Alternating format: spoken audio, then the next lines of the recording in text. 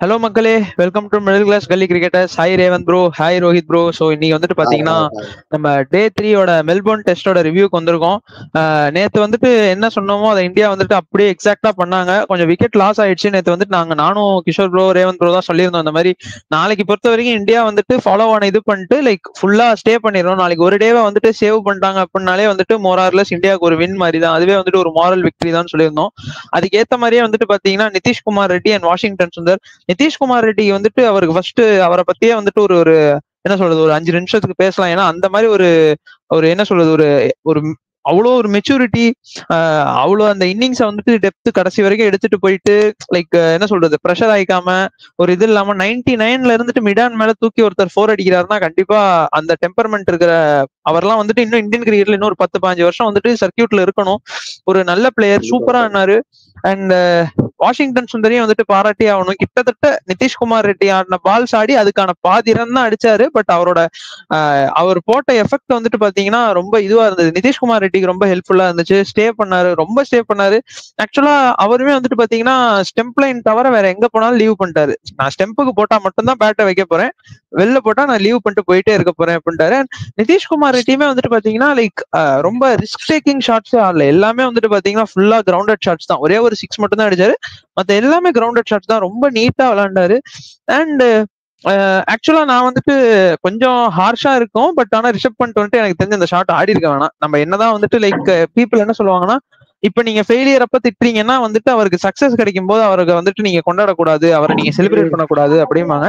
But என்ன பொறுத்த வரைக்கும் டெஸ்ட் மேட்சஸ்ல பொறுமையாவே ஆடிக்கலாம். ஏன்னா வந்துட்டு உங்களுக்கு ஆப்வியஸா அந்த பேஷன்ஸ் வேணும். எனக்கு என்னன்னா, இன்னைக்கு நீங்க காலைல இறங்கும் போது 154 for 5 இறங்குறீங்க. சோ அப்படி இறங்கும் போது அங்க வந்துட்டு அந்த ஒரு ஷாட் தேவையா அப்படிங்கிறது மட்டும்தான். அண்ட் ஜடேஜா ஒரு அன்பார்ச்சுனேட் விக்கெட். அது வந்துட்டு எனக்கு தெரிஞ்சே லைக் என்ன சொல்றது டக்கு நேக்கட் ஐல பார்க்கும்போது பால் பவுன்ஸ் ஆகி லைக் ஹைட் போற மாதிரி இருந்துச்சு. அது ஏதோ போயிட்டு அம்பையர்ஸ் கால் அடிச்சிருச்சு. அண்ட் அதுக்கப்புறமே வந்துட்டு பாத்தீங்கன்னா நிதிஷ்குமார் ரெட்டி அண்ட் ஆக்சுவலா அவங்க நியூ பால் எடுத்தாங்க. அந்த நியூ பாலை வந்துட்டு நல்லா நெகோசியேட் பண்ணாங்க ரெண்டு பேரும். அதுக்கு வந்துட்டு ரொம்ப ரொம்ப ரொம்ப ரன்ஸுக்கும் போகாம லூஸ் ஷாட்ஸ் எதுவும் ஆடாம பாலை நல்லா லீவ் பண்ணி பாலை நல்லா தேய்ச்சி விட்டு சூப்பரா பண்ணாங்க.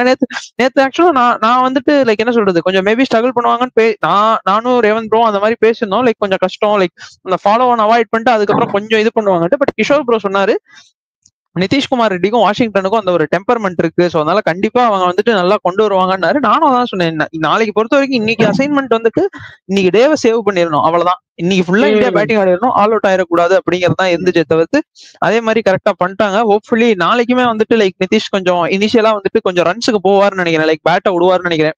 எவ்வளவு குவிக் ரன்ஸ் எடுத்துக்க முடியுமோ அவ்வளவுக்கு அவ்வளவு எடுத்துக்கிட்டா லீடு குறையும். எனிதிங் பிலோ 75 or 60 எல்லாம் வந்துருச்சு ட்ரையல் பை அப்படின்னா அவங்க 60 லீடை வச்சுட்டு ஒன்னும் பெருசா பண்ண முடியாது அப்படின்னு நினைக்கிறேன்.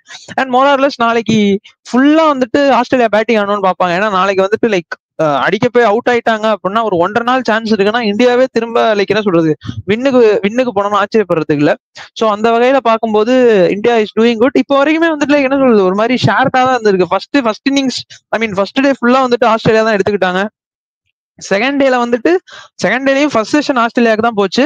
செகண்ட் செஷன் இந்தியா நல்லா விளையாண்டாங்க. லாஸ்ட் 1 hour வந்துட்டு பாத்தீங்கன்னா திரும்ப ஆஸ்திரேலியாவுக்கு போயிடுச்சு. திரும்ப அந்த லாஸ்ட்ல ஒரு குவிக் விக்கெட்ஸ் எடுத்துட்டாங்க.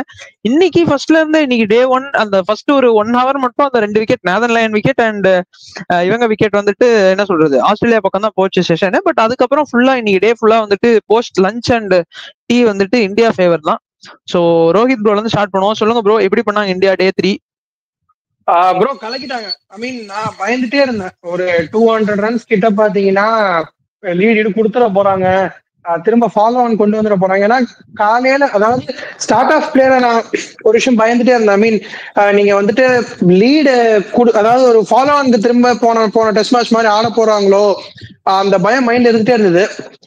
பட் ஒன்ஸ் இவங்க 2 பேர் செட்டில் ஆன உடனே பாத்தீங்கன்னா ஒரு மாதிரி ஈஸியா ஆரம்பிச்சிட்டாங்க. எப்படின்னா நீங்க சொன்ன அருமையான பாயிண்ட் சொன்னீங்க, அந்த நியூ பால நெகோசியேட் பண்ண விதம் அப்படின்னு. ஏன்னா 80th ஓவர்ல பாத்தீங்கன்னா எங்க மேட்ச் திரும்பிச்சு அப்படின்னு கேட்டீங்கன்னா டிராவிஸ் ஹெட்டை வந்து ஒரு 2 ஓவர் தள்ளணும்னு சொல்லி கொண்டு வந்தாங்க அந்த நியூ பால் எடுக்கிறதுக்கு முன்னாடி. 77th ஓவர் நினைக்கிறேன். ஆமா 77th ஓவர் நினைக்கிறேன்.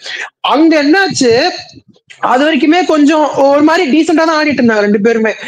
ஒரு பாயிண்ட்டுக்கு மேல பாத்தீங்கன்னா வாஷிங்டன் சுந்தர் நல்லா பார்க்க ஆரம்பிச்சிட்டாரு பால. கிட்டத்தட்ட 5 or 40 டெலிவரிஸோ இருந்தார் அவரு. சோ அந்த டைம்ல அதை தாண்டி அவர் வந்த ஒரு ஃபேஸ்ல பாத்தீங்கன்னா டிராவிஸ் ஹெட் ஒரு 2 ஓவர் கொண்டு வந்தோடனே டிராவிஸ் ஹெட் ஒரு பக்கம், நேத்தன் லைன் ஒரு பக்கம், ரெண்டு பேருமே ஸ்பின் ஒரு 5 ஓவர். அங்கதான் அவங்க பயங்கரமா செட்டில் ஆகி நியூ பால நெகோசியேட் பண்ண ரெடி ஆயிட்டாங்க ரெண்டு பேருமே. ஏன்னா நிதிஷ் ரெட்டி பாத்தீங்கன்னா அந்த டைம்ல ஹி வாஸ் நியரிங் இஸ் 15 நினைக்கிறேன். நியூ பால் ஜஸ்ட் வந்த பால் 50 அடிச்சிருந்தாரு நினைக்கிறேன். 50 அடிச்சிருந்தாரா இல்ல 30 பிளஸ் நினைக்கிறேன், 35 40 சம்திங் அந்த இதுல இருந்தாரு, அந்த ரேஞ்ச் இருந்தாரு. பட் ஆனா நல்லா செட்டில் ஆயிருந்தாரு அந்த பாயிண்ட்ல பாத்தீங்கன்னா. அதுக்கப்புறம் அவங்க நியூ பால கொஞ்சம் நெகோசியேட் பண்ணாங்க. வாஷிங்டன் சுந்தர் பையன் நல்லா பட ஆரம்பிச்சது, ஒரு டிரைவ் அடிச்சாரு, ஒரு 2-3 3 எடுத்தாரு பாத்தீங்கன்னா.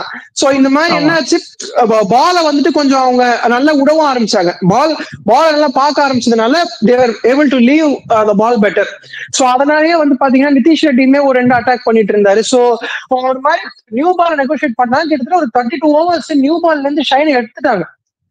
அதனாலயே வந்து பாத்தீங்கன்னா நீங்க அவங்க Pat Cummins, in fact Pat Cummins appreciate பண்ணி ஆகணும். ஏன்னா அவரு ஆஸ்திரேலியா பெரிய அளவு தப்பு பண்ணன்னு தான் நான் சொல்லுவேன். ஏன்னா வந்து ஷார்ட்டா போட ட்ரை பண்ணாங்க, பவுன்சர்ஸ் போட்டாங்க. எந்த அளவுக்கு வந்து பாத்தீங்கன்னா அட்டாக்கிங் ஃபீல்ட் வைக்க முடியுமோ நேத்தன் லைனுக்கு வந்து பாத்தீங்கன்னா கேச்சிங் ஃபீல்டர்ஸ் வச்சு போட்டாங்க. பட் பிரில்லியன்ட் ரெசிலியன்ஸ், ரெண்டு பேருமே பாத்தீங்கன்னா அவ்வளோ ஒரு பர்சிஸ்டன்ஸ், ஒரு மாதிரி நீங்க எவ்வளவு அப்ஜெக்டிவ்ஸ் வேணா யூஸ் பண்ணலாம் அந்த மாதிரி ஆடினாங்க both Nitish Reddy and Washington Sundar. ஏன்னா நமக்கு தெரியும், ஐ மீன் சம்டைம்ஸ் வந்து பாத்தீங்கன்னா இந்த நியூ பால் வந்து அந்த லைன்ல வைக்கிறப்ப ரொம்ப ரொம்ப கஷ்டம். சம்டைம்ஸ் வந்து பாத்தீங்கன்னா அந்த விக்கெட்டுமே எடுக்கிறதுக்கான சான்ஸ் இருக்கு. பட் கண்டிப்பாக ரெண்டு பேருமே ஒரு 2 சூப்பரா ஆடினாங்க. அண்ட் அங்கதான் நீங்க ஒரு பாயிண்ட்ல நீங்க நியூ பால்கான வெயிட் பண்ணி எங்க வந்து டிராவிஸ் ஹெட்டுக்கு ஒரு 2 ஓவர் தள்ளிங்களோ அங்கதான் பாத்தீங்கன்னா செட்டில் ஆனாங்க. அண்ட் நிதிஷ் ரெட்டி கடைசியா ஆடினதை பத்தி அதை பத்தி பேசவே முடியல கேட்டீங்கன்னா. ஏன்னா அந்த லெவல் ஆஃப் ஒரு மெச்சூரிட்டி. இப்போ ஒரு 2 9 டவுன். அண்ட் இன்னொரு விஷயமே நான் யோசிச்சேன், இந்தியா ஒரு 20 ரன்னை விட்டுட்டு போறாங்க. அது எனக்கு தோணிட்டே இருக்கு. ஏன்னா நீங்க நல்லா நீங்க யோசிச்சு பாருங்க, நிதிஷ் ரெட்டி 97ல இருந்தாரு. அப்ப வந்து பும்ரா ஒரு எண்டு அவர் ஒரு தூக்கி அடிப்பாரு, ஒரு ஷாட் அடிப்பாரு. இன்ஃபேக்ட் வந்து நிதிஷ் ரெட்டி 1 போதுன்ற மாதிரி சிக்னல் பண்ணுவாங்க. நீங்க அந்த ரீப்ளேல பாத்துருந்தீங்கன்னா தெரிஞ்சிருக்கும். நிதிஷ் ரெட்டி அந்த 2வது ரன்னே வரமாட்டாரு, பும்ரா வந்து 2வது ரன்னுக்கு வருவாரு. சோ அந்த இடத்துல ஒரு ரன்னுக்காக ஆசைப்பட்டு நீங்க ஒரு 20 ரன் உள்ள விட்டு போறீங்களோ அப்படின்ற அந்த ஒரு விஷயம் எனக்கு மைண்ட்ல ஓடுது. ஏன்னா நாளைக்கு காலையில இப்போ எப்படியுமே நிதிஷ் ரெட்டி எப்பவும் பண்ற மாதிரி டவுன் தி ஆர்டர் ஒரு 9 டவுன் இருக்காங்க அப்படின்னா அட்டாக் பண்ணதான் போறாரு. ஒரு ஹிட் ஆர் மிஸ் தான், ஒரு 10-15 ரன் வரும், வராமலும் போகலாம், ஒரு மாதிரி ஒரு ரிஸ்கி ஷாட் போய் அவுட் ஆகலாம். சோ அந்த விதத்துல பாத்தீங்கன்னா மேபி ஒரு 20 ரன்ஸ் அவங்க உண்மையான இன்னொரு விக்கெட். இப்ப 8 டவுன் இருக்கிறதுக்கும் 9 டவுன் இருக்கிறதுக்கும் டிஃபரன்ஸ் ஆகுது. 8 டவுன் இருக்கீங்கன்னா ஒரு தைரியமா நீங்க அட்டாக் பண்ணலாம். ஒரு பும்ரா வந்து நீங்க ஒரு 2 பால் தைரியமா ஃபேஸ் பண்ண வைக்கலாம். சோ அது அந்த ஒரு இடத்துல ஒரு ரன்காக ஆசைப்பட்டு மேபி ஒரு 20 ரன் லூஸ் பண்ணி போறாங்களோ அப்படின்ற அந்த ஒரு சின்ன பயம் இருக்கு. But hats off to the innings. I mean அவங்க ஃபேமிலிலாம் கூட இருந்தாங்க அங்க, ரொம்ப எமோஷனலா இருந்தாங்க. சோ பார்க்க முடிஞ்ச அந்த வேல்யூ ஆஃப் அந்த 100 தெரியும். எல்லாருமே ப்ரே பண்ணிட்டு இருந்தோம். இன்ஃபேக்ட் ஒரு முகமது சிராஜ் ஒரு 3 பால் ஆடுறப்ப பாத்தீங்கன்னா அவ்வளோ ஒரு இந்தியன் ஃபேன்ஸா அவ்வளோ ஒரு ஜாய். இன்ஃபேக்ட் இந்தியன் ஃபேன்ஸா இல்ல, ஒரு ஆடம் கில்கிறிஸ்ட்லாம் வந்து பாத்தீங்கன்னா அவ்வளவு எக்ஸைட் ஆயிட்டு இருந்தாரு கமெண்ட்ரி பாக்ஸ்ல. ஆடம் கில்கிறிஸ்ட், ஜஸ்டின் லாங்கர்லாம் அவ்வளவு ஒரு எக்ஸைட்மெண்ட் காமிச்சாங்க. சோ அப்படின்றப்போ end of day cricket has won அப்படின்றதான் எனக்கு கண்டிப்பாவே தோணுது. ஃபேன்ஸ் எல்லாருக்குமே அது வந்து ஒரு ஹாப்பி மூமெண்டா இருந்ததுன்னா நிதிஷ் ரெட்டி சூப்பரா ஆடிட்டாரு. ஐ மீன் கண்டிப்பாவே நீங்க சொன்ன மாதிரி இந்தியாவுக்கு இன்னொரு 10 இயர்ஸ், ஒரு 10 to 15 இயர்ஸ் அவன் சர்க்கியூட்ல இருக்கணும். அண்ட் நல்ல ஒரு fast bowling allrounder India groom பண்ணணும் அப்படின்னு தான் கண்டிப்பாவே தோணுது. ஏன்னா ரெண்டு பக்கமே ஆட இருப்பாங்க. அவருக்கு வந்து டபுள் கியர்ஸ் இருக்கு. ஐபிஎல்லே நம்ம பார்த்தோம் இனிஷியல் டேஸ்ல டபுள் கியர்ஸ் அவரால் ஆட முடியும். அண்ட் இப்ப இதுல இன்னொரு நல்ல விஷயம் என்னன்னா அவர் இந்த பெர்ஃபார்மன்ஸஸ்னால இப்ப வந்து நிறைய பேச்சு அடிப்படுது ரோஹித் சர்மாவுடைய ஃபியூச்சரை பத்தியோ விராட் கோலி ஃபியூச்சர் பத்தியோ டெஸ்ட் கிரிக்கெட்ல ஈஸியா அவர் நம்பர் 4 ஆடலாம் என்னை பொறுத்த வரைக்கும். ஸோ அவர் நீங்க நம்பர் 4 நம்பர் 5 இன்னும் கூட அவர் பெட்டரா யூட்டிலைஸ் பண்ணலாம். இப்போ ஆஸ்திரேலியால ஓகே அவர் இங்க நம்பர் 6 நம்பர் 7 அவருக்கு நல்ல நம்பர்ஸ் இருக்கு, ஓகே ஃபைன். பட் போஸ்டர்ஸ் உங்களுக்கு நீங்க இந்தியாவில் ஆட போறீங்க அப்படின்னா அவர் நீங்க தாராளமா நம்பர் 4 அனுப்பி இப்போ சப்போஸ் ரோஹித் சர்மா விராட் கோலி போஸ்ட் அவங்க யாரா நான் சொல்றேன் எப்படி இருக்கலாம்னா ஜெய்ஸ்வால் கில்லு ஒரு 2 சர்ஃபராஸ் உங்களுக்கு வந்து நிதிஷ் ரெட்டி இது மாதிரி ஒரு பேட்டிங் கோட் ஃபார்ம் பண்ணா சூப்பரா இருக்கும் இந்தியாவுக்கு மூவிங் ஹெட். சோ அதான் ஆக்சுவலா நீங்க சொன்னீங்க சிராஜ் பேட்டிங் வந்துட்டு நமக்கு அப்படியே அந்த சேப்பாக்குல அஸ்வின் செஞ்சுரி அடிக்கும் போது சிராஜ் என்ன பண்ணாரோ அந்த ஒரு வைப்பு தான் வந்துச்சு. ரொம்ப எனக்குமே வந்துட்டு லைக் பும்ரா அவுட் ஆனது ஒரு மாதிரி தான் இருந்துச்சு. ஏன்னா லைக் நீங்க சொல்ற மாதிரி அந்த ஒரு ரன்னுக்கு ஆசைப்பட்டு தேவையில்லாம கொஞ்சம் 20-30 ரன் ஷார்ட்டா போயிட்டாங்கன்னா இப்ப எவ்வளவு அடிச்சாங்கனாலுமே வந்துட்டு மேபி பும்ரா அங்க சிங்கிள் அந்த கட் பண்ணிருக்கலாமோ, சிங்கிள் கட் பண்ணிருக்கலாம், 2 ஓடி இருக்க வேணாம் தான் தோணும். And coming on to Revanth bro, உங்க ஃபேவரட்டான மிச்சல் ஸ்டார்க் வந்துட்டு ட்ரெயின்ட் அவுட், விக்கெட்லெஸ், அண்ட் அவரை சூப்பரா வேற நெகோசியேட் பண்ணாங்க. என்ன நினைக்கிறீங்க அதை பத்தி? ஃபீல் பண்றீங்களா ரொம்ப? இல்ல ஃபர்ஸ்ட் வந்து பாத்தீங்கன்னா நேற்று டே 2 முடிஞ்சதுக்கு அப்புறமே வந்து பாத்தீங்கன்னா எந்த சீனியர் பிளேயர்ஸ்மே பிரஸ் மீட்டுக்கு வரல. சோ வாஷிங்டன் சுந்தர் தான் பிரஸ் மீட்டுக்கு வந்தாரு. ஆமா, வாஷிங்டன் சுந்தர் தான் பிரஸ் மீட்டுக்கு வந்தாரு. அவர் என்ன சொன்னாருன்னா, இல்ல ட்ரெஸ்ஸிங் ரூம் அட்மாஸ்பியர் வந்து எனக்கு ரொம்ப பாசிட்டிவா இருக்கு, கண்டிப்பா நாங்க ஏதோ ஒன்று பண்ணுவோம் அப்படின்னு சொன்னாரு. சோ அதே மாதிரி நம்ம என்ன நினைச்சோம்னா ரிஷப் பந்த், ஜடேஜா அவங்க கூட சேர்ந்து நிதிஷ் ரெட்டியும் வாஷிங்டன் சுந்தரும் விளையாடுவாங்கன்னு நினைச்சோம். ஆனா இந்த ரிஷப் பந்த் ஆடின ஷாட் அவர் எனக்கு என்னன்னு புரியல. எந்த ஃபார்மேட்டா இருந்தாலும் என்ன இருந்தாலும் நான் இப்படி வடத்துக்கிட்டு அடிப்பேன், இப்படி திரும்பிட்டு அடிப்பேன்னா அதெல்லாம் வேலைக்கு ஆகாது. சோ அவருக்கான மெச்சூரிட்டி அவர் காமிக்கணும். எப்படி போட்டாலும் நான் இப்படி திரும்பி அடிப்பேன், இப்படி அடிப்பேன், அப்படி அடிப்பேன்னா எல்லாத்துக்கும் கரெக்டா அங்க ஃபீல்டு வேற வச்சுட்டாங்க. எனக்கு தெரிஞ்சு அந்த கிட்டத்தட்ட எப்படின்னா அந்த ஒரு ஷேவாக் வந்து பாத்தீங்கன்னா ஒரு சவுத் ஆப்பிரிக்கா டீம் வந்து ஒரு பவுன்சர் போட்டு வந்து தேர்ட் மேன் சவுத் ஆப்பிரிக்கா அந்த மாதிரி ஏதோ இவர் இப்படிதான் அடிக்க போறாரு, நமக்கு பால் இப்படி எச்சு போட்டு போகுன்ற மாதிரி ஒரு ஃபீல்டு செட்டப் வச்சு எடுத்தது ஒரு வீக்னஸ். அதுவும் அப்படிலாம் ஒரு வீக்னஸ் இருக்கவே கூடாது. சோ லைக் நம்ம என்ன நினைச்சோம்னா லைக் ஃபாலோ ஆனா அவாய்ட் பண்ணிடுவாங்க, அப்படி ஓட்டிடுறாங்களே பெரிய விஷயம் நினைச்சோம். ஆனா நிதிஷ் ரெட்டி நல்லா விளையாண்டாரு. பிளஸ் அந்த வாஷிங்டன் சுந்தர் அடிச்சது அந்த 50 வந்து ரொம்ப ரொம்ப குரூஷியல். அந்த நேரத்துல வாஷிங்டன் அவுட் ஆயிருந்தாருன்னா நிதிஷ் ரெட்டி ரொம்ப கஷ்டப்பட்டு போயிருப்பாரு. So I think Washington Sundar வந்து சொன்னாரு, அவரே இது பாசிட்டிவா இருக்கும்னு சொன்னாரு. லைக் 2வது தடவையும் ஆஸ்திரேலியா ப்ரூவ் பண்ணி காமிச்சிட்டாரு. 50 runs 162 balls. So overall like இது இந்த மாதிரி ஒரு மத்த எந்த டீம்லயுமே வந்து ஒரு நம்பர் 6 பேட்ஸ்மேன், நம்பர் 7 பேட்ஸ்மேன் வந்து இந்த அளவுக்கு பெர்ஃபார்ம் பண்ணி நம்ம பார்க்கல. அவங்க இதுலயே பாத்தீங்கன்னா மிச்சல் மார்ஷ்லாம் வந்து ரொம்ப வருஷமா இருக்காரு ஆஸ்திரேலியாவுக்கு. 10 மேட்ச் ஒரு மேட்ச் தான் அடிக்கிறாரு. சோ அப்படி இருக்கும் போது நிதிஷ் ரெட்டி வந்து ஆஸ்திரேலியா மாதிரி அடிக்கிறாரா? 10 மேட்ச்க்கு ஒரு மேட்ச் அடிக்கிறாரா?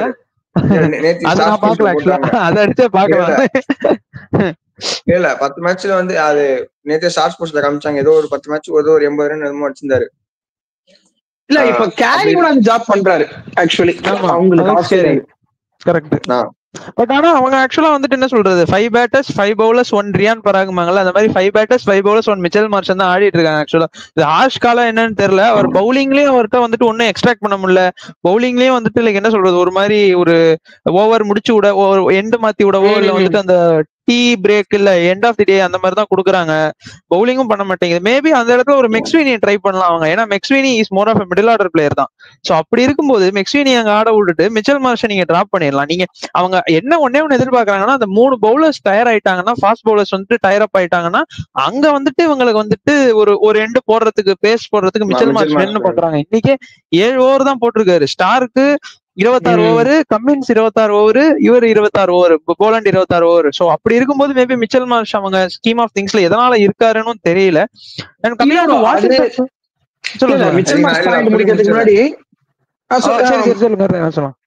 அது 100 அடிச்சு சேவ் பண்ணி லைக் இந்த பொசிஷன் கொண்டு வரதெல்லாம் வந்து சம மூமெண்ட். அதுவும் பாத்தீங்கன்னா கடைசி அந்த 99 இருக்கும்போது அந்த ஸ்டார் ஸ்போர்ட்ஸ்ல என்ன பண்ணாங்கன்னா கரெக்டா அந்த 2 டிவிஷனா பிரிச்சுட்டாங்க. ஒரு இதுல அவங்க அப்பா, ஒரு இதுல பையன் ஆடுற மாதிரி போட்டாங்க. ஐ திங்க் வந்து 4 அடிக்கும் போது ஒரு 80,000 கிரௌடுக்கு முன்னாடி வந்து ஆஸ்திரேலியால போயிட்டு தன் பையன் விளையாடுறத பார்த்துட்டு அவங்க அப்பா பண்ணதெல்லாம் வேற லெவல்ல இருந்தது. சோ அதுக்கப்புறம் வந்து பாத்தீங்கன்னா ஆடம் கில்கிறிஸ்டும் மைக்கேல் வானும் வந்து பாத்தீங்கன்னா மைக்கேல் வாங் அவங்க 2 பேரும் பாத்தீங்கன்னா வந்து நிதிஷ் ரெட்டி அப்பா இன்டர்வியூ எடுக்க போனாங்க. சோ ஐ திங்க் அவருக்கு அந்த அளவுக்கு என்னமோ தப்பு இல்ல இது, லைக் எல்லாத்துக்குமே எல்லாம் தெரிஞ்சு அவர் நல்லாவே இங்கிலீஷ்ல அவர் நல்லாவே பெட்டராவே பேசுறாரு. சி நீங்க எவ்வளவு இங்கிலீஷ் பேசுறவரா இருந்தாலுமே அந்த இடத்துல அவங்களால பேச முடியாது ஆக்சுவலா. இல்ல நான் சொல்லிடுறேன் ஃபர்ஸ்ட். என்னன்னா ஃபர்ஸ்ட் வந்து என்ன பண்ணாங்கன்னா ஆடம் கில்கிறிஸ்ட் வந்து கேட்டாரு, நான் அது பக்கத்துல இருக்கவனா மைக் கொடுத்தாரு. சோ இல்ல அவரே பேசுவாரு அப்படின்னு சொல்லிட்டு பக்கத்துல இருக்கிறவர் வந்து பாத்தீங்கன்னா சொல்லிட்டு பேச வச்சாங்க. அந்த விஷயம் ரொம்ப நல்லா இருந்தது. அவங்க பையன் செஞ்சுரி அடிச்சிருக்காருன்னா அவர் தான் பேசணும். சோ அந்த பக்கத்துல இருக்கிறவர்கிட்ட கொடுத்தாங்க, இந்த மாதிரி நீங்க சொல்லுங்க அப்படின்னு. இல்ல அவரே பேசுவாரு அப்படின்னு சொல்லி கொடுத்தது ஒரு பண்ணது சூப்பரா இருந்தது. அதுக்கப்புறம் வந்து பாத்தீங்கன்னா இந்த மைக்கேல் வான் வந்து அந்த கும்ரா ஒரு பையன் கத்திக்கிட்டு இருப்பாங்க.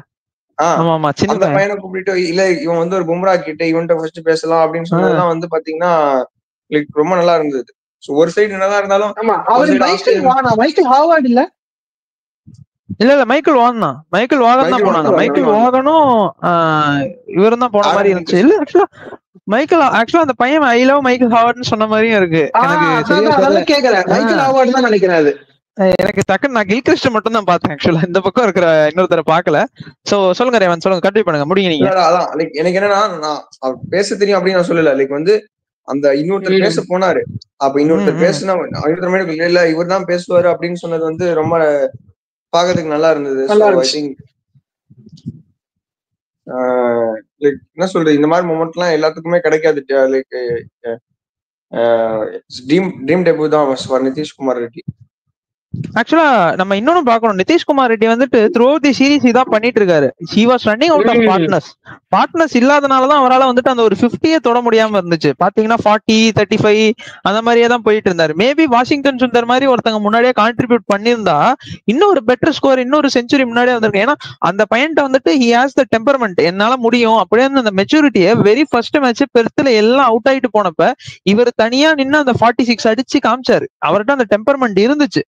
But he was running out of partners. and இன்னைக்கு வாஷிங்டன் சுந்தருக்கும் லைக் கிரெடிட் கொடுத்தே தான் ஆகணும். 162 பால்ஸ் வந்துட்டு என்ன சொல்றது, டெம்ட் ஆகாம லூஸ் பால்ஸ் வந்தாலும் லைக் ரொம்ப வந்துட்டு டேக் ஆன் பண்ணி ரேஷ் ஷாட் ஆடாம சூப்பரா ஆடினாரு.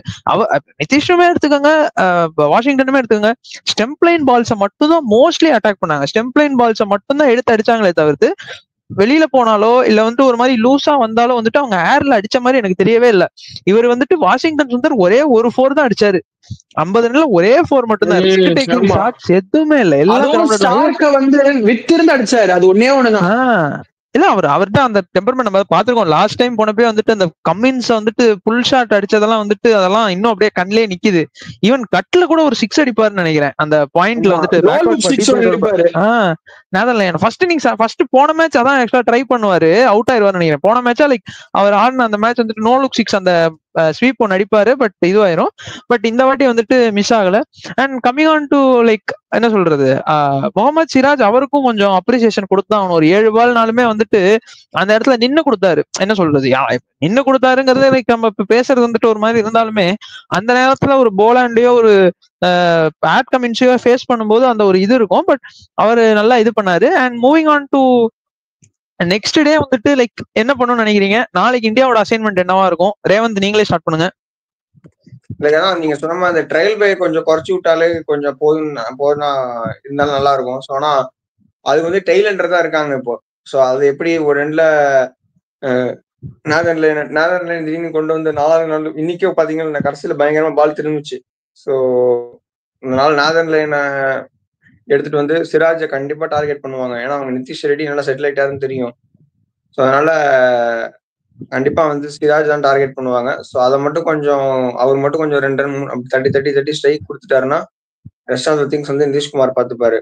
ஸோ அது எப்படியாச்சும் அந்த நீங்க சொன்ன மாதிரி அந்த 60-65 ரன்ஸ் இருந்தாலே நல்லா இருக்கும்னு நினைக்கிறேன் நான். ஓகே, நானும் அதான் எதிர்பார்த்தேன். டெபிசிட்டை குறைச்சிட்டாங்கனாலே எனிதிங் பிலோ 60 or 50 போயிடுச்சுனாலே ஒரு மாரல் அட்வான்டேஜ். ரோஹித் நீங்க என்ன நினைக்கிறீங்க சொல்லுங்க? நாளைக்கு இந்தியா என்ன பண்ணும், ஆஸ்திரேலியா என்ன பண்ணுவாங்க? ப்ரோ ஒண்ணுமே இல்ல, ரொம்ப சிம்பிள். நிதிஷ் ரெட்டி நாளைக்கு வரப்போறாரு. டிஃபென்ஸ் ஆடினா எடுத்துருவாங்க, அது அவருக்கு தெரியும். அதனால வந்து ஹீஸ் கோனா லீவ் ஹிஸ் பேட்டை விட போறாரு.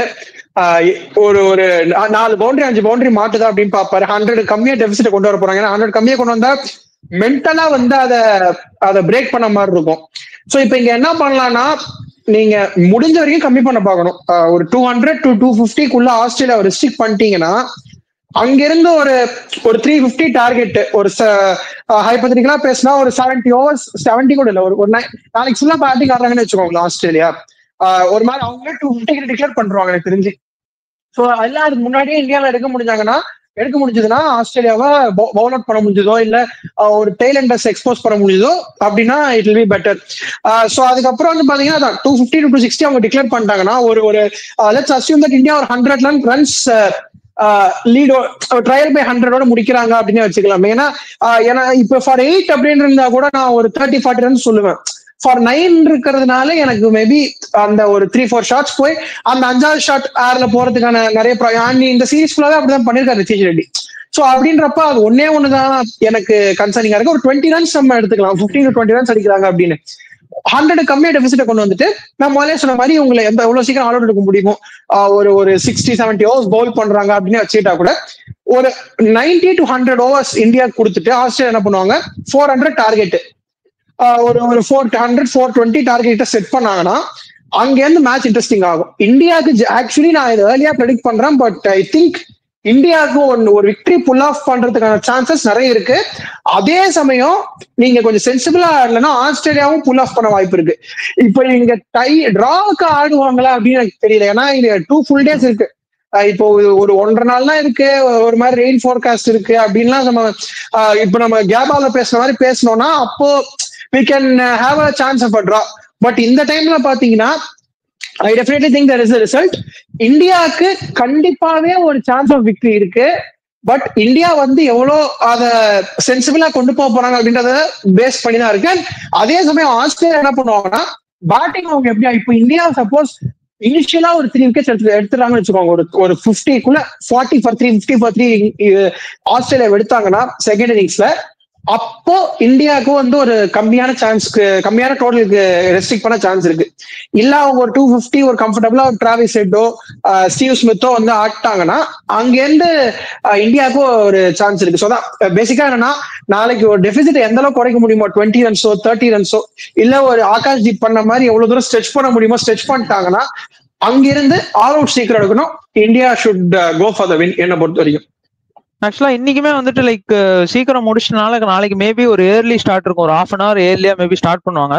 ஸோ ஒரு என்ன சொல்றது, ஒரு 160 ஓவர்ஸ் இருக்கு இந்த டெஸ்ட் மேட்ச்லன்னு வச்சுக்கலாம். ஒரு 180 ஓவர்ஸ் கிட்ட இருக்கு, 90 180 ஓவர்ஸ் 2 நாளுக்குன்னு வச்சுக்கிட்டா கூட நாளைக்கு ஒரு எக்ஸ்ட்ரா ஒரு 1/2 hour ஸ்டார்ட்டுங்கிறனால ஒரு 10 ஓவர் எக்ஸ்ட்ரா வச்சுக்கலாம்னு வச்சுக்கோங்க. ஒரு சும்மா ஒரு இதுக்காக சொல்றேன், ஒரு 190 ஓவர்ஸ் இருக்குன்னா கூட எனக்கு தெரிஞ்சு லைக் கேபால் அவங்க பண்ண மாதிரி 67 for 7 வந்தாலே எனக்கு தெரிஞ்சு ஆஸ்திரேலியா டிக்ளேர் பண்ணிடுவாங்க. ஏன்னா என்னை பொறுத்த வரைக்கும் லைக் 2 சினாரியோ தான். ஒன்னு அடிக்க போய் லைக் என்ன சொல்றது டக்குன்னு அவுட் ஆயிட்டாங்கன்னா ஒரு 120 அந்த மாதிரி 120 130க்கு அவுட் ஆயிட்டாங்கன்னா இந்தியாஸ் கேம் டு வின். அங்க இருந்து இந்தியா புல் ஆஃப் பண்ணிடலாம் ஈஸியா. இல்ல அவங்க பொறுமையா டைம் எடுத்து அவங்களுமே அந்த டபுள் மைண்ட் செட்ல ஆஸ்திரேலியாவுமே அந்த டபுள் மைண்ட் செட்ல இல்ல நாங்க டிராக்கு போறோம் இல்ல மேபி லைக் ரிசல்ட் அவங்களுக்கு ஃபேவரா போயிடும்னு பயந்துட்டாங்கன்னா கண்டிப்பா லைக் அவங்களுமே செகண்ட் கியர்ல தான் ஆட போறாங்க. ஸ்லோவா ஆடி நீங்க சொல்ற அந்த 200 250 அடிச்சுப்பாங்க, 400 டார்கெட் வைப்பாங்க. 400 டார்கெட் வச்சா எனக்கு தெரிஞ்சு லைக் அங்க இருந்து இந்தியாவால புல் ஆஃப் பண்ண முடியுமா? Even like last 1 day batting ஃபுல்லா இருந்து 400 அடிக்கணும்னாலுமே மேபி எனக்கு தெரிஞ்சு லைக் அங்க இருந்து சான்சஸ் ஆர் ஸ்லிம் அப்படின்னு நான் சொல்லுவேன். இப்ப எப்படி நான் சொல்றேன்னா அந்த 400 அவங்க ஒரு ஹைபோதெட்டிக்கலா நம்ம பேசிட்டு இருக்கோம், with more then 1 day to 2 days of play left நம்ம பேசிட்டு இருக்கோம். எனக்கு தெரிஞ்சு ஒரு 490 ஓவர்ஸ் கணக்கு வச்சுக்கோங்களேன். ரோஹித் சர்மா யசஸ்வி ஜெய்ஸ்வால் 1 day மாதிரி கொண்டு வருவாங்க அப்ரோச். அதுல நம்ம இப்ப ரோஹித் சர்மா எல்லாம் பாத்தீங்கன்னா ஒரு 50 அடிச்சா வச்சுக்கோங்க சீக்கிரமா அவரோட கேமுக்கு ஒரு 30 balls 35 balls டெஸ்ட் மேட்ச்ல அவர் கண்டிப்பா அந்த 50 அடிக்கக்கூடிய கெப்பாசிட்டி இருக்கு அவருக்கு. அவரு இப்போ அவருடைய ஒரு என்ன பிரச்சனையா நான் பாக்குறேன்னா ரோஹித் சர்மா ஃபார்ம் நம்மள நிறைய பேருக்கு ஒரு கன்சர்னிங்கா இருக்கு. அவரோட கேம் தான் எல்லாமே என்னை பொறுத்த வரைக்கும். அது ஒன்னே ஒண்ணுதான், அவரோட கேம் கொஞ்சம் அவரோட கேம் ஆட மாட்டாரு. ஏன்னா ரீசெண்ட் டேஸ்ல பாத்தீங்கன்னா ஒரு அட்டாக்கிங் பேட்டரா தான் நம்ம பாத்துட்டு இருக்கோம் ஒரு லாஸ்ட் 4-5 years ரோஹித் சர்மாவை. சோ அப்படின்றப்ப அவருடைய கேம் சென்ஸுக்கு இப்போ ஒரு 490 ஓவர்ஸ் வந்துருச்சு வச்சுக்கோங்களேன். இட் இஸ் அவரோட டெரிட்டரி. இன்ஃபேக்ட் ரோஹித் சர்மா யசஸ்வி ஜெய்ஸ்வாலோட டெரிட்டரி அது. அங்கேருந்து அவங்க கொண்டு வந்துருவாங்கன்னு தான் நினைக்கிறேன். But yes, fingers cross, let's see how things goes. And most importantly பாத்தீங்கன்னா இப்போ அந்த ஒரு ப்ரெஷரையுமே நம்ம பாக்குறோம். நம்ம கமெண்ட்ரி இங்கிலீஷ் கமெண்ட்ரி கேட்டிருந்தீங்கன்னா தெரிஞ்சிருக்கும். ஜஸ்டின் லாங்கர், ஆடம் கில்கிறிஸ்ட் ஒரு பேசேஜ் ஆஃப் பிளே கிட்டத்தட்ட ஒரு 4-5 ஓவர்ஸ்க்கு பாத்தீங்கன்னா ஒரு பாயிண்ட் டிஸ்கஸ் பண்ணிட்டு இருந்தாங்க. ரவி சாஸ்திரியுமே ஐ திங்க் போஸ்ட் அந்த டீ ஷோ சொன்னாரு 10 years இப்ப இந்த வருஷம் அடிக்கலனா 10 years Australia not had their hands on the border Gavaskar trophy. So இத மீடியாவும் எந்த அளவுக்கு ஹைப் பண்ணுவாங்க அப்படின்றத ஜஸ்டின் லாங்கர் சொல்லியிருந்தாரு. அண்ட் அதே சமயம் ஆடம் கில்கிறிஸ்ட் அவர் பேசுறதுல அவரோட ஒரு லாங்குவேஜ்லயே அவரோட என்ன தெரிஞ்சதுன்னா தி டெஸ்பிரேஷன் தான். ஏன்னா இந்த வாட்டி போச்சுன்னா பேட் கமின்ஸ் எந்த அளவுக்கு அதை ஃபீல் பண்ணுவாரு அப்படிங்கறத அவர் சொன்னதே நமக்கு தெரிஞ்சது. சோ அப்படின்றப்ப பாத்தீங்கன்னா all to play for Australia. நீங்க சொன்ன மாதிரி அவங்க கண்டிப்பா டிராக் எல்லாம் புஷ் பண்ண மாட்டாங்க, வின்னுக்கு தான் போறாங்க. பட் அதே சமயம் சைக்கலாஜிக்கல் அட்வான்டேஜ் இந்தியா கிட்ட இருக்கு என்ன பொறுத்த வரைக்கும். ஏன்னா பவுலர்ஸ் ட்ரெயின் அவுட்டா வர போறாங்க.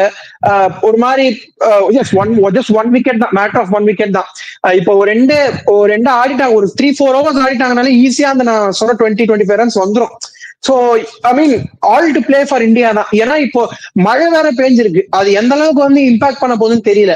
இப்ப சப்போஸ் ஓவர் நைட் ரெயின்ஸ் இருக்கா அப்படின்றதும் நம்ம பார்க்கணும். ஓவர் நைட் ரெயின்ஸ் இருந்ததுன்னா இப்ப இந்தியாவுக்கு அது ஒரு பெரிய அட்வான்டேஜ், பிளெஸிங் இன் டிஸ்கைஸ் அமைஞ்சிரும். ஏன்னா உள்ள வந்து உங்களுக்கு அவ்வளவு மாய்ஸ்டர் இருக்கும் சர்ஃபேஸ்ல. அப்ப சப்போஸ் இந்தியா எடுத்துடுற ஒரு 3-4 ஓவர்ஸ்ல எடுத்துடுறாங்க ஆஸ்திரேலியா அப்படின்னா ஸ்டார்ட் ஆஃப் த டேல, இந்தியாவுக்கு all to play for with the moisture in the surface. இல்ல ஆக்சுவலா திரும்ப வந்துட்டு இந்த பவுலிங் தான் கன்சர்னா இருக்கு. பும்ரா மட்டும் தான் திரும்ப அந்த வேலையை பார்க்கணும். ஏன்னா சிராஜ் வந்துட்டு பாத்தீங்கன்னா 5 எக்கானமில போட்டு இருக்காரு. சோ மேபி சிராஜும் கொஞ்சம் வந்துட்டு ஏதாவது ஹெல்ப் பண்ணாரு பும்ராக்கு அப்படின்னா கண்டிப்பா நல்லா இருக்கும். அகர்ஷ்தீப் நல்லா போட்டாரு, அகர்ஷ்தீப் நல்லா சூப்பராகவே போட்டாரு. So and with spin coming in to play 4th டேல வந்துட்டு பால் டர்ன் இன்னும் நல்லா ஆகும். அப்படிங்கிறப்ப ஜடேஜா அண்ட் வாஷிங்டனுக்கு விக்கெட் பர்ச்சேஸ் நிறைய இருக்கும் அண்ட் அவங்களுக்கு ஓவர்ஸ் நிறைய கொடுத்தாங்க. அதேதான், அதே பாயிண்ட் தான். ரோஹித் சர்மா ஸ்பின்னர்ஸை எப்படி யூஸ் பண்ண போறாருன்றதுலதான் செகண்ட் இன்னிங்ஸே இருக்கு என்ன பொறுத்த வரைக்கும். ஏன்னா நம்ம வந்துட்டு ஒரு 10 ஓவர்ஸ்க்கு அப்புறமே வந்துட்டு என்ன கேட்டா நான் டைரக்டா வந்துட்டு வாஷிங்டன் அண்ட் ஜடேஜாவை கொண்டு வந்துடுறேன். ஏன்னா அந்த நியூ பால்ல ஃபுல்லா எஃபெக்டிவா இருக்காங்களா. சோ ஈவன் ஒரு 20-25 ஓவர்ஸ் ஓகே, அதுக்கப்புறம் ஸ்ட்ரெயிட்டாவே ஜடேஜா அண்ட் வாஷிங்டன் 2 எண்ட்ல இருந்து வந்தாங்க. ஏன்னா நேதர்லாந்து நீங்க போட்டோத பார்த்தோம், சூப்பரா போட்டாரு. ஜடேஜாக்கு ஸ்பின் இருக்காது, பட் ஆனா அவர் கூட பார்த்தோம். சோ அப்படி இருக்கும்போது மேபி அவங்க 2 பேரும் எஃபெக்டிவா இருப்பாங்க. சோ அதனால ஏர்லியா கொண்டு வந்துட்டாங்க அப்படின்னா இந்தியாவுக்கு நல்லது. அண்ட் எனிதிங் நான் இப்போ சொல்றேன், anything below 350 India can, 350 to 380 கண்டிப்பா இந்தியா கேன். ஏன்னா with this kind of batting அது கொஞ்சம் ஓவர் எக்ஸ்பெக்டேஷன் மாதிரி இருக்கு. ஏன்னா இப்ப நாங்க டாப் ஆர்டர் பார்த்துட்டு லைக் திரும்ப டவுன் தி ஆர்டர் தான் ரிலே ஆற மாதிரி இருக்கு. ஃபுல்லா வந்துட்டு திரும்ப வந்துட்டு ஒரு வாஷிங்டன் தான் சேவ் பண்ணணும், நிதிஷ் தான் சேவ் பண்ணணும் இருக்கிறனால ஜெய்ஸ்வால் அந்த டாப் உங்களுக்கு ரன் அடிச்சிட்டாரு. ஆமா, கோலி கொஞ்சம் நல்லா நெகோஷியேட் பண்ணிட்டாங்கன்னா லைக் என்ன சொல்றது, அவங்க ஓபனர்ஸ் வந்துட்டு ஒரு 80 ரன் ஸ்டாண்டு, அப்புறம் கோலி இவங்க எல்லாம் சேர்ந்து ஒரு 180 to 200 ஸ்டாண்டு, அதுக்கப்புறம் வந்துட்டு ஒரு 100 ரன்ஸ் அடிக்கணுங்கிறப்போ வந்துட்டு நிதிஷ்குமார் வாஷிங்டன் இந்த சுந்தர் கையில கொடுத்துட்டீங்கன்னா பிரச்சனையே கிடையாது. சோ அந்த ஒரு 380 கணக்குக்கு தான் நான் சொல்றேன். அது 380 அந்த மாதிரி ஈஸியா அடிக்கிறாங்கன்னா கண்டிப்பா 400 அடிப்பாங்க. சோ ஹோப்ஃபுல்லி பார்ப்போம். என்ன பொறுத்த வரைக்கும் இன்னைக்கு டே சேவ் பண்ணிட்டாங்க. இன்னைக்கு டேவை பொறுத்த வரைக்கும் it's Nitish Kumar day, Nitish Kumar Reddy NKR டே தான். அவர் ஆக்சுவலா இன்டர்நேஷனல்ல இன்னும் 50 அடிக்கலாம், ஆனா செஞ்சுரி அடிச்சிட்டாரு. அதுதான் வந்துட்டு 050s 100s இது நிறைய பேருக்கு வராது ஆக்சுவலா. லைக் நிறைய பேர் வந்துட்டு என்ன சொல்றது 50 அடிச்சிருப்பாங்க. அப்புறம் தான் so third youngest Indian to score 100 after Sachin Tendulkar and Rishabh Pant. So நிறைய அதுவே ரெக்கார்ட். நம்பர் 8ல வந்துட்டு செஞ்சுரி ஆஸ்திரேலியால, அது ஒரு ரெக்கார்டு. ரொம்ப நல்ல டெம்பர்மெண்ட். அவங்க அப்பாவே பார்த்தோம், அவங்க அப்பா வந்துட்டு பாவம் ஒவ்வொரு ரெண்டுக்கும் வந்துட்டு அவ்வளவு நல்லா ப்ளே பண்ணிட்டு இருந்தாரு. அவங்க அப்பா அவரே நிதிஷ்குமார் ரெட்டியே சொல்லியிருக்காரு, லைக் எங்க அப்பா வந்துட்டு அவரோட கெரியரை சாக்ரிஃபைஸ் பண்ணி என்ன வந்துட்டு இங்க அமுச்சு விட்டுருக்காரு. So cricket is not a joke to me அப்படின்னு இருக்காரு. சோ அந்த மாதிரி பிளேயர்ஸுக்கு பேஷன் நிறைய இருக்கும், நிறைய இந்தியா டீமுக்கு பண்ணணும்னு இருக்கும். அண்ட் அதை நம்ம பார்த்தோம், அவர் அடிச்ச ரன்ஸ்லயா இருக்கட்டும், லைக் என்ன சொல்றது செஞ்சுரிக்காக ஆடாம first ball Bumrah single cut பண்ணாமலாம் இருந்தாரு. சோ அதனால அதெல்லாம் பார்க்கவே நல்லா இருந்துச்சு. ஹோப்ஃபுல்லி நாளைக்குமே வந்துட்டு ஒரு 2-3 ஓவர் சர்வைவ் பண்ணிட்டு ஒரு வந்துட்டு ஒரு என்ன சொல்றது எனிதிங் ஒரு 3 6 4 6 அவ்வளவுதான் மேட்டர்ஸ். 24 ரன்ஸ் ஒரு 30 ரன்ஸ் அந்த மாதிரி வந்துருச்சுன்னா, ஏன்னா நிதிஷ்குமார் ரெட்டிக்கு அந்த இது இருக்கு, பட் எம்சிஜி பெருசு. சோ அதனால நம்ம 6 பெருசா எதிர்பார்க்க முடியாது. போச்சு வச்சுக்கோங்களேன், 100 டெபிசிட் போச்சுன்னா psychologically it will add advantage தான். இல்ல ஆக்சுவலா இப்பவே வந்துட்டு பாத்தீங்கன்னா ஆஸ்திரேலியாக்கு என்ன மைண்ட் செட் இருக்கும்னா வந்துட்டு நம்ம வந்துட்டு சீக்கிரம் விக்கெட் எடுத்துட்டு ஃபாலோ ஆன் கொடுத்துடலாங்கிற மைண்ட் செட்ல இருந்திருப்பாங்க நேத்து காலையில. இன்னைக்கு என்னன்னு பார்த்தா டெபிசிட் 100 கீழே போகுது அப்படின்றது. சோ ஹோப்ஃபுல்லி நாளைக்கு ஒரு நல்ல டேவா இருக்கும். நாளைக்கு திரும்ப ரேவந்த் வருவாரு, ரோஹித் இருப்பாரு. மேபி லைக் முடிஞ்சா இஃப் பாசிபிள் நாங்க வந்துட்டு ஒரு லைவே வரதுக்கு ட்ரை பண்றோம். ஏன்னா வந்துட்டு நாளைக்கு டே வந்துட்டு ரொம்ப நல்லா இருக்க போகுது. ஏன்னா நாளைக்கு தான் வந்துட்டு என்ன சொல்றது, இன்னைக்குதான் மூவிங் டே அப்படிம்பாங்க, டே 3 தான் மூவிங் டே அப்படிம்பாங்க. நாளைக்கு வந்துட்டு லைக் கண்டிப்பா ஒரு இன்ட்ரெஸ்டிங் டேவா இருக்கும். அது முடிஞ்ச உடனே இஃப் பாசிபிள் ஒரு லைவோ இல்லைன்னா வந்துட்டு ஒரு ப்ரீ ரெக்கார்டோட கண்டிப்பா வந்து போடுறோம். சோ இன்னைக்கு வந்துட்டு NKR டே, மோஸ்ட்லி NKR பத்தி பேசிட்டோம். அதனால லைக் நாளைக்கு எவ்வளவு சீக்கிரம் வாஷிங்டனை கொண்டு வராங்களோ அவ்வளவு சீக்கிரம். ஏன்னா நம்ம பாத்திருக்கோம் மெல்பர்ன்ல அஜிங்கிய ரஹானே வந்து நியூ பால் கொடுத்துருவாரு அஸ்வின் கையில, எப்போவே நம்ம பாத்திருக்கோம். அதுதான் வந்து இங்க பண்ணணும். எனக்கு தெரிஞ்சு நாளைக்கு வாஷிங்டன் சுந்தர் எவ்வளவு சீக்கிரம் கொண்டு வராங்களோ இந்தியா, ஒரு 15th ஓவரோ 12th ஓவரோ அந்த பேட்ச் ஆஃப் பிளேல கொண்டு வந்துட்டாங்கன்னா it will definitely do something of the surface. கண்டிப்பா நாளைக்கு waiting eagerly for tomorrow. So with that note, me, Prabhu, Rohit and Revan signing off from you. Have a good day, guys. So enjoy பண்ணுங்க NKR innings திரும்ப ஹைலைட்ஸ்ல போட்டு பார்த்து. So have a good day. நாளைக்கு வந்துட்டு இன்னொரு வீடியோல பாக்குறோம். Bye. Thank you.